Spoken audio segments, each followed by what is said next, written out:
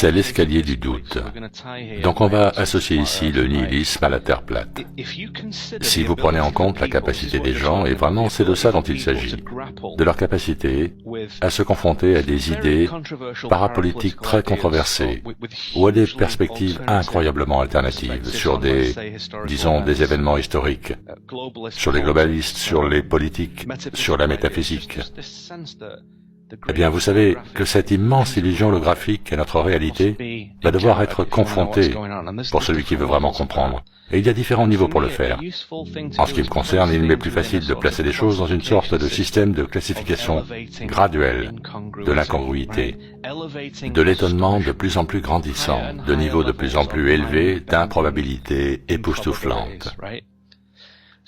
Donc, dans mon travail avec des individus, ce que je fais 90% du temps, nous appelons cela l'escalier du doute.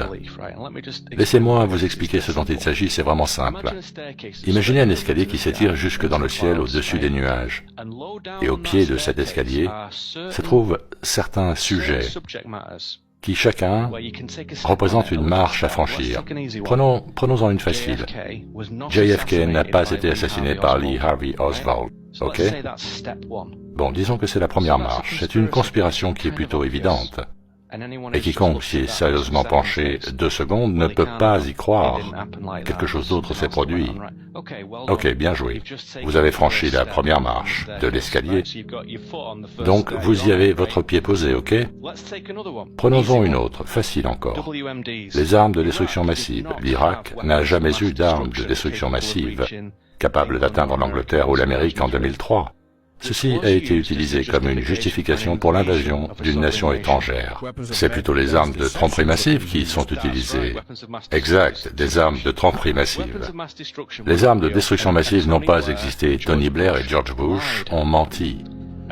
Et ceux qui ont exposé ce mensonge furent assassinés, comme Robin Cook, le député britannique. Il a dénoncé la tromperie et ils l'ont tué.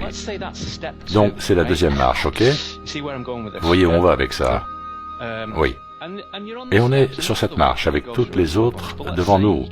Tout un paquet, mais vous comprenez l'idée. Tout en bas de cet escalier, vous avez quelques sujets légèrement incroyables, mais néanmoins vrais. Et une fois que vous avez franchi quelques marches, vous commencez alors à comprendre que le monde n'est pas ce que vous pensiez.